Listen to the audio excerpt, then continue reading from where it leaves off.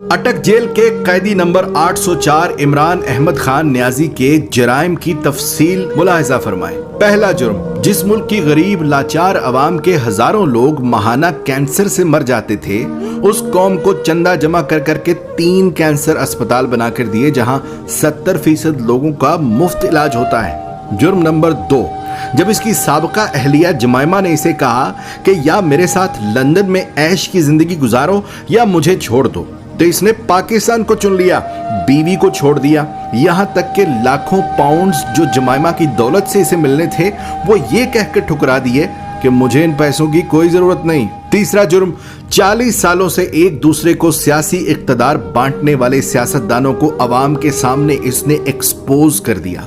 बच्चे को समझ आ गई कि ये लोग अवाम को बेवकूफ बनाकर बारियां लेते रहे और मुल्क को तबाह बर्बाद कर दिया। और जब इसे बार बार कहा गया कि तुम भी आओ, इसी निजाम का हिस्सा बन जाओ, आओ तीसरी बारी लेते रहो, तो इसने खुलकर इनकार कर दिया कि इस मुल्क और कौम को लूटने वालों के साथ इत्तेहाद नहीं करूंगा।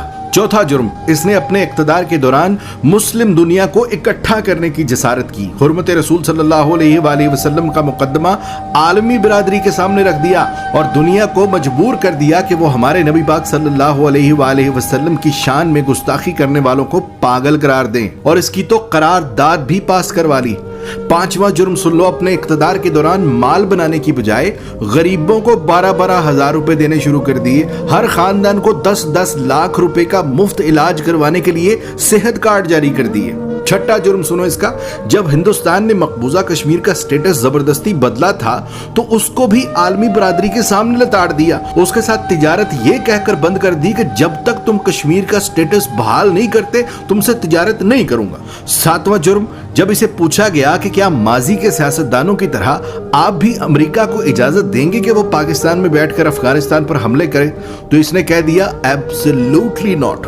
आठवां जुर्म, इस कैदी नंबर 804 इमरान अहमद खान न्याजी ने पाकिस्तान की तबाह बर्बाद हो चुकी कपड़े की इंडस्ट्री को दोबारा शुरू करने की जुर्रत की।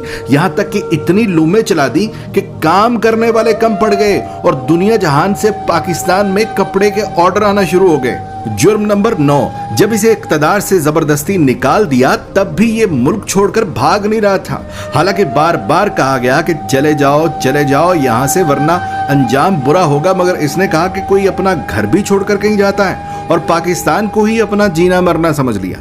10वां जुर्म, जब इसे कहा गया कि बाकी सियासतदानों की तरह तुम भी मगरिब को जमीनी खुदा मान लो, जान छुड़ा लो और उनके आगे सर झुका लो, तो इसने न सिर्फ खुद इनकार कर दिया बल्कि अपनी कौम को भी यही सिखाने लगा कि झुकना सिर्फ रब के आगे है, किसी इंसान के आगे नहीं झुकना। जुर्म नंबर 11, जहां नए सिनेमा घरों की जरूरत थी, वहां इसने रहमतुल्लिल आलमीन एकेडमी बना दी। जहां स्कूलों में डांस टीचर, म्यूजिक टीचर भर्ती करने थे, वहां इसने स्कूलों में यकसा निसाब और कुरान व हदीस की किताबें लाजमी करार दे दी। 12वां जुर्म सुनो, इसने गरीब और अमीर के लिए एक जैसा इंसाफ मांगना शुरू कर दिया। कहने लगा गरीब का भी उतना ही हक है जितना अमीर का है। जुर्म नंबर 13, PIA का जो अमेरिका में रोज वैलेट होटल हमने अब गिरवी रखा है, ये उसे 2 साल पहले आजाद करवा के कौमी असासों में शुमार कर रहा था। 14वां जुर्म सुनो, ये ओवरसीज पाकिस्तानियों से लाड करता था, उन्हें एक बाप की तरह सहूलियात देना शुरू कर दी थी। बैरून मुल्क वफात पाने वाले ओवरसीज पाकिस्तानियों का जस्दे खाकी पाकिस्तान लाने से लेकर तदफीन तक का सारा खर्च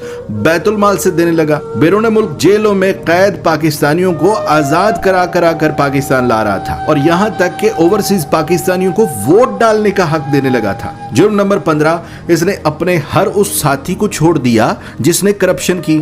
जहांगीर तरीन जैसे दोस्त को भी करप्शन का माल बनाने पर खुद से अलग कर दिया और ताहयात सियासत से नाअहल करवा दिया।